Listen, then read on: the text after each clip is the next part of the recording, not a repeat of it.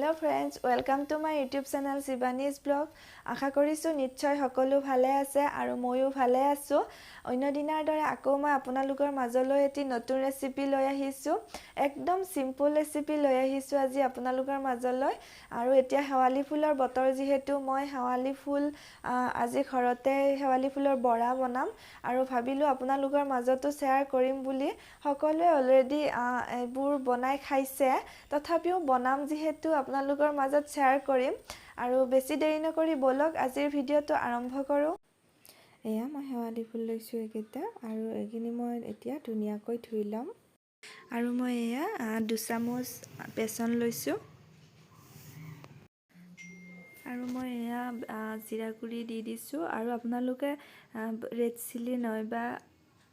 জলকীয়া কাটি দিব পাৰে কিন্তু মই দিয়া নাই আৰু মই এইখিনি পিয়াজ কাটি লৈছো কম যেহেতু কমকৈ লৈছো মই পিয়াজ সৰু সৰুকৈ কাটি আৰু এইখিনি মই একেলগে মিক্স কৰি সোৱাদ অনুযায়ী নিমখ দি দিছো হালধি গুৰি দি দিছো 1 চামুচ সৰু চামুচেৰে আৰু এতিয়া ভালকৈ মঠি লম এইখিনি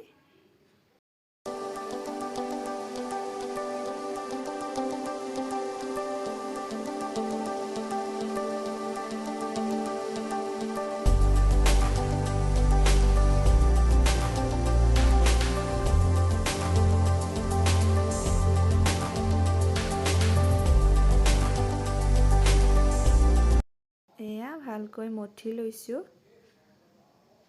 মই এনেকৈ হাতেৰে মঠি লৈছো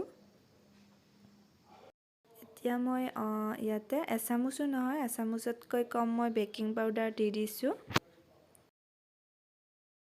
ইয়া কেৰাহীটো বহাই দিছো আৰু কেৰাহীটো গৰম হোৱাৰ লগে লগে মই ইয়াতে তেল দি দিছো ইয়া তেলখিনি গৰম হৈ গৈছে আৰু এতিয়া মই হেৱালি ফুলৰ মিশ্ৰণখিনি ইয়াতে দি দিছো আৰু এয়া মই মিডিয়াম ফ্লেমত এনেকৈ ভাজি আছো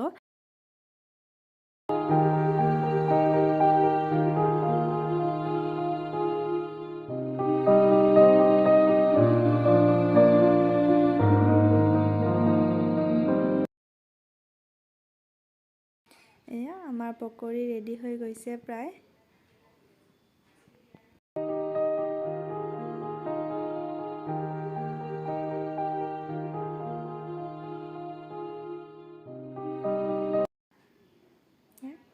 পকৰিখিনি মই এতিয়া নমাই দিলো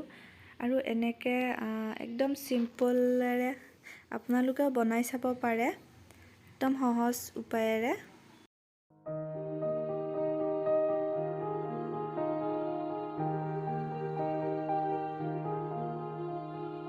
আজি মই আপোনালোকক দেখাব চেষ্টা কৰিলো হেৱালি ফুলৰ বৰা আমি কেনেকৈনো টেষ্টিৰে খাব পাৰো তাকে দেখুৱালো আৰু যদি ভিডিঅটো চাই ভাল লাগিছে লাইক কৰিব শেয়াৰ কৰিব আৰু সাবস্ক্ৰাইব কৰি দিব ভিডিঅটো শেষলৈকে চাই থকাৰ কাৰণে বহুত বহুত ধন্যবাদ অন্য এটা ভিডিঅৰ সৈতে আকৌ লগ পোৱাৰ আশাৰে আজিলৈ বাই বাই